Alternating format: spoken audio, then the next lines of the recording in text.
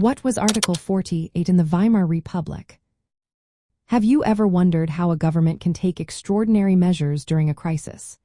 In the Weimar Republic, Article 48 was a key provision that allowed the president to act swiftly in emergencies. This article was part of the Weimar Constitution and granted the President of the Reich special powers to restore order when public security was threatened. Under Article 48, the President could take necessary actions, including using armed forces and suspending civil liberties, without needing prior approval from the Reichstag, which was the parliament. This meant that during times of crisis, the President could rule by decree, bypassing the usual democratic processes. Initially, this article was seen as a safeguard for the fragile Weimar Republic. The first president, Friedrich Ebert, who was a member of the Social Democratic Party, invoked Article 48 on 136 occasions. He used it to address political unrest and economic crises, such as hyperinflation. For instance, he removed members of the Communist Party from regional governments when they posed threats to stability. However, the broad powers granted by Article 48 made it susceptible to misuse. Over time, it became a tool for authoritarian governance rather than a means of protecting democracy.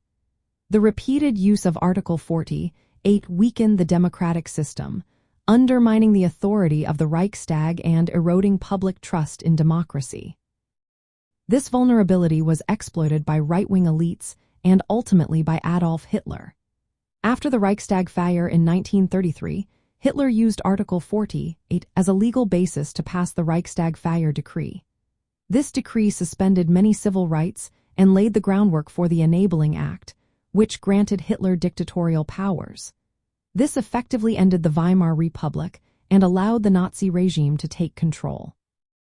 From a socialist viewpoint, Article 48 was a double-edged sword.